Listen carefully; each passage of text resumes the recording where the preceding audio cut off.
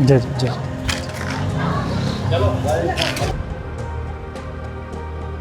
दोबारा कहीं पर वो लगाए थे इसके साथ? मिल गया। ये पेड़ बहुत पुराने थे तो अशोक।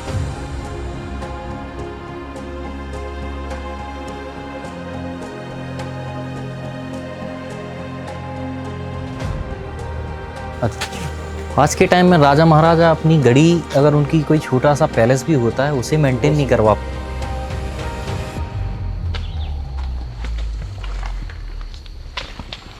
नमस्कार। आज के हमारे अतिथि हैं पॉडकास्ट के बुंदेलखंड के बेहद प्रभावशाली व्यक्तियों में से एक अशोक वीर विक्रम सिंह, भैया राजा के बड़े कुंवर भुवन वीर विक्रम सिंह जी। आपका बहुत बहुत स्वागत है। आपने हमें टाइम दिया नहीं बिल्कुल। और मिलने के लिए इसका बहुत बहुत आभार। चलिए बात करते आपके पिताजी की छतरी से करते हैं जी। ये आपका जो बगीचा है बेहद खूबसूरत है और देखा गया है कि आज के समय अगर कोई राजघराने का राजा भी जिनका तिलक होता है वो भी इतने अच्छे से अपनी विरासत को संजोए नहीं रखते हैं। देखा गया है कि कई महल वो पुता भी नहीं पाते हैं, लेकिन इसके बावजूद भी आपने यहाँ रतन बाग से लेके गढ़ी और आपके शांटे में भी चले जाएं तो इन चीज़ों को आपने काफ़ी अच्छे से विस्तार से संभाले हुए हैं। इसको इसमें आप क्या कहना चाहेंगे? देखिए, सबसे पहले तो क्या कि हमारे पिताजी अपने नाना की गद्दी पे गहरवार आए थे, जी तो उन्हें उस बात का बड़ा एहसास था, जिम्मेदारी थी जी। कि नाना जी की गद्दी पे अगर हम आए हैं तो उसका ध्यान भी रखा जाए और जो जिम्मेदारी उनको मिली है उसको निभाया जाए। तो इस कारण से उन्होंने अपने जीते जी गढ़ी की मेंटेनेंस और गांव की भलाई के लिए जो कुछ भी कर सकते हैं गहरवार के लिए उन्होंने बहुत कुछ जी। सोचा। आपके पप्पा साहब ने भी बखूबी इस चीज़ को संजोया और उसके बाद में देखा जाता है कि उस लेगेसी को आप भी बखूबी चल रहे हैं लेके। नहीं, इसमें बहुत बड़ा योगदान हमारी माता जी का है। अच्छा। उनकी बहुत रुचि रहती है, जैसा कि आप देख रहे हैं पेड़ पौधों में, साफ सफाई में, मेंटेनेंस में। कई बार तो हम लोग परेशान हो जाते हैं कि इतने जल्दी जल्दी इतनी सारी, जैसे पुताई का काम हुआ या पेड़ पौधे साफ सफाई का, तो ये हम लोग तो उनको बोलते हैं कि इतनी जल्दी जल्दी मेंटेनेंस की ज़रूरत नहीं है, जी। पर उनकी बहुत रुचि रहती है। और वो भी, जैसा कि हमने आपसे कहा कि हमारे पिताजी इसको बड़ी जिम्मेदारी समझते थे, हमारी माता जी भी इसको बड़ी जिम्मेदारी समझती हैं और वो खुद हर चीज़ की जिम्मेदारी अपने कंधों इसमें पर आपका लेकर योगदान विशेष रूप कम से। रहता है। बहुत कम। चलिए, जैसे कि अभी नाम पे चर्चा हुई, आपका नाम भुवन विक्रम सिंह है, जी इसके साथ साथ केसु राजा भी चलता है। जी। केसु राजा नाम का ये क्यों पड़ा और इसका आपके जीवन में सही अभिप्राय क्या है? देखिए, केशु राजा, अब जैसे बचपन में घर के नाम हो लेते, कोई बहुत सोच समझ कर कोई अपने बच्चों के ये जो घर के नाम होते हैं वो रखता नहीं है। जैसे अपने आप बुंदेलखंड में देखेंगे तो बहुत बड़े बड़े व्यक्तित्वों के बहुत अटपटे नाम आपको मिलेंगे जो इस नाम से वो प्रचलित हो जाते हैं। पर क्योंकि बचपन में माता पिता ने उस नाम से उनको पुकारना चालू किया जी। और फिर वही नाम अपने आप कैरी फॉरवर्ड हो जाते हैं। तो उसी प्रकार से हम बचपन से ही केशव केशव हमको बोलने लगे, वो प्रचलित हो गया। बाकी लेकिन उसके आपके नाम के पीछे एक कहानी और भी चलती है। जब आपका सन 90 में जन्म हुआ, जी उस टाइम आपके पिता हत्या के आरोप में नैनीताल जेल में थे। जी जिस दिन आपका जन्म हुआ उसी दिन उनकी रिहाई हुई जी। और वो बरी हुए। तो ऐसा भी माना जाता है कि केस जीत के आए, इसलिए उन्होंने ही आपका नाम केसु राजा रखा था। अब ऐसा कभी उन्होंने हमें समझाया तो नहीं कि क्यों हमारा नाम केशव राजा रखा गया। जी। पर हाँ, ये वो हमेशा मतलब परिवार में माता जी भी बोलती हैं कि हमारे जन्म से जो अच्छा समय कुछ होता है कि वो रहा उस समय के आसपास। अच्छा, ऐसा था। आपका बचपन कैसा था? बचपन आम जैसा सब बच्चों का होता है, हालांकि बहुत छोटी उम्र में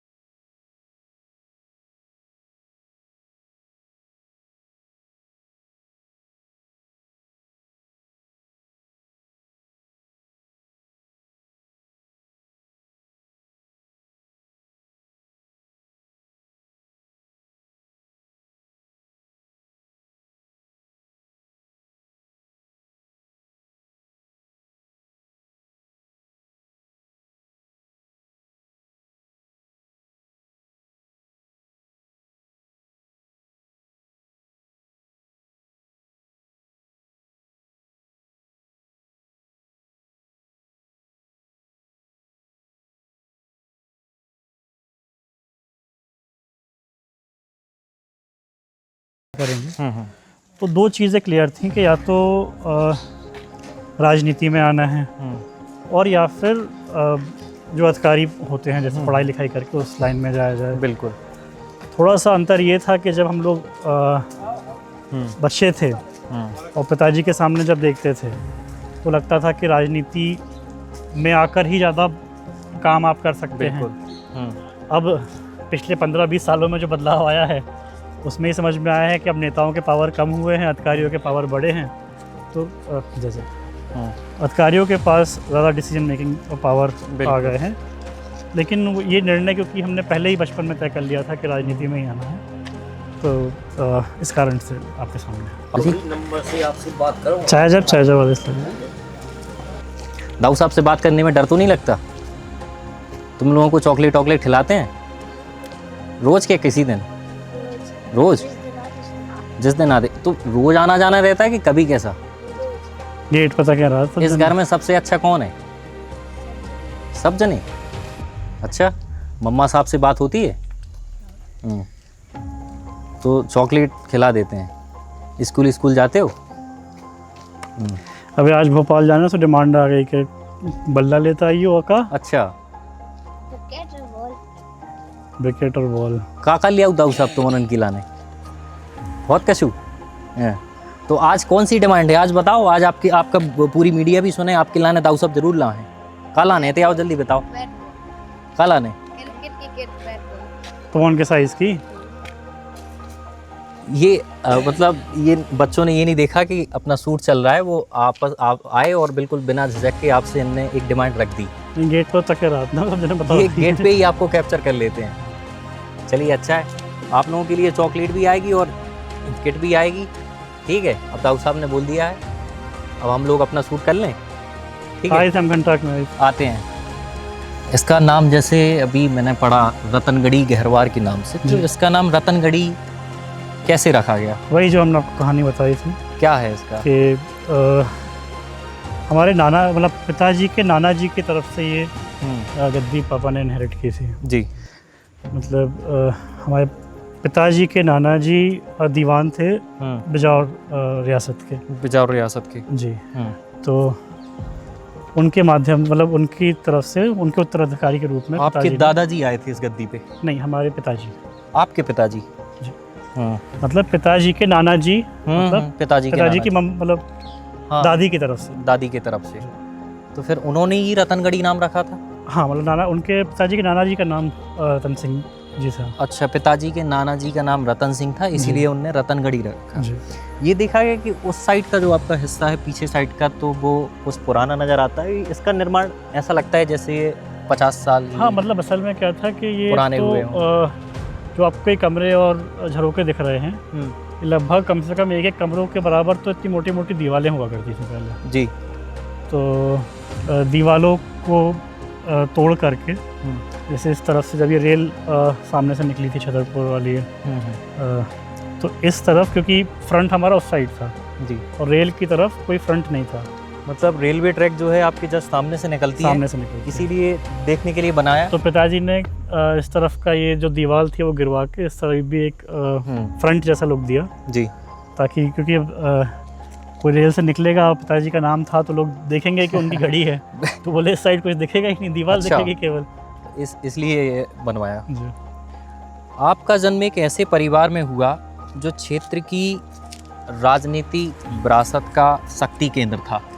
इसका एहसास आपको सबसे पहले कब हुआ? देखिए बचपन में जब हम जिस टाइम हुआ तो आपकी क्या एज थी? बहुत बचपन से जब हम लोग आया करते थे छुट्टियों में जब भी घर पे रहे। हालांकि पिताजी राजनीतिक कार्यक्रमों से हम लोगों को दूर रखा करते थे जी, केवल सामाजिक कार्यक्रमों में ही हम लोग साथ रहते थे। तो जब भी देखा लोगों के बीच में एक जब वो विधायक थे तब एक अटूट विश्वास उनके लिए रहा करता था लोगों में।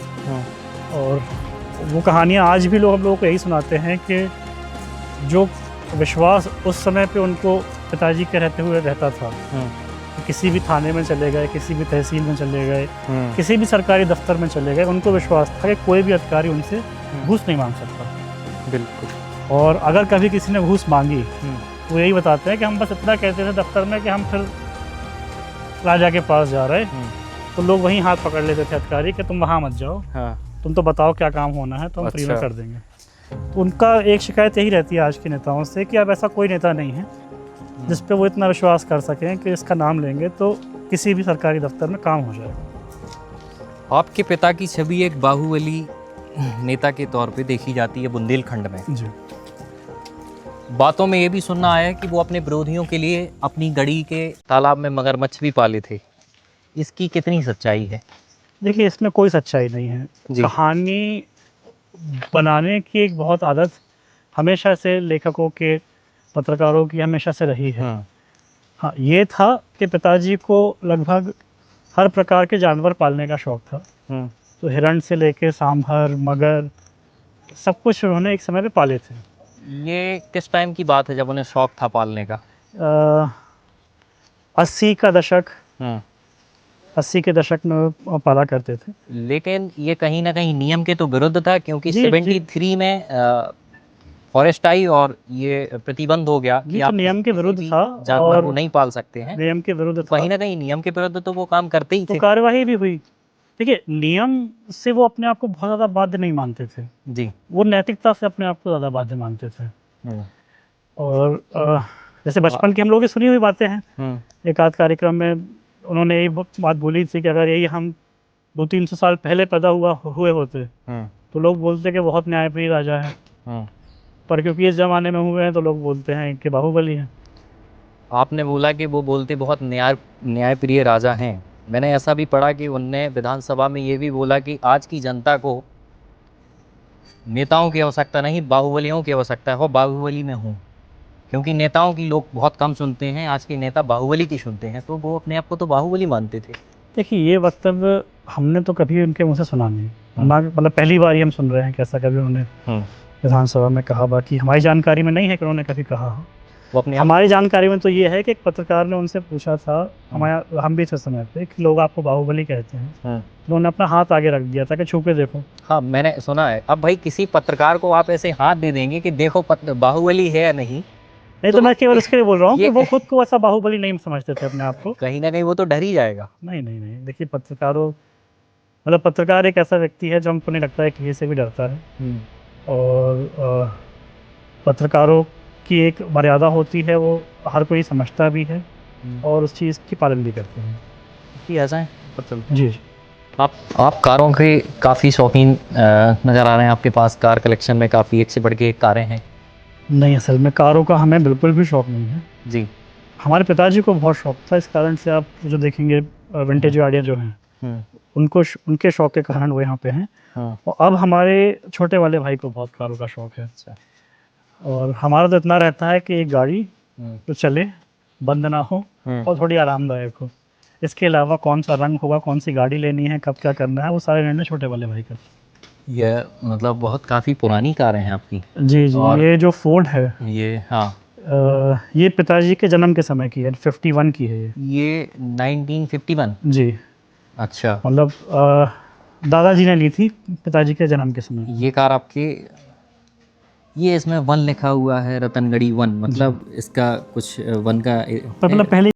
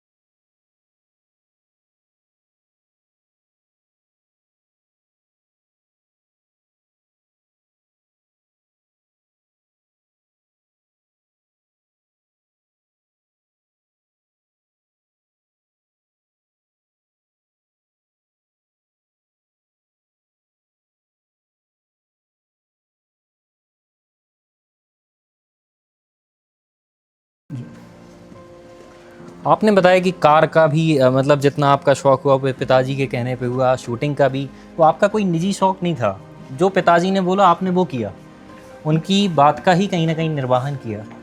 नहीं, निजी शौक भी हमारे, जैसे आपने गेमिंग की बात की थी, वो आप हमारा निजी शौक है। अभी भी आप खेलते हैं? हाँ, अब जैसे मतलब प्ले स्टेशन होता है यहाँ पे, तो बुंदेलखंड में बहुत ज़्यादा चर्चित नहीं है। एक कंसोल होता है प्ले स्टेशन का, जी, उसका उपयोग करते हैं। चलिए। फ्री टाइम में आप किताबें पढ़ना और गेम खेलना जी यही करते हैं? जी। चलिए बढ़िया, सब अपन वहीं बैठ के लेते हैं।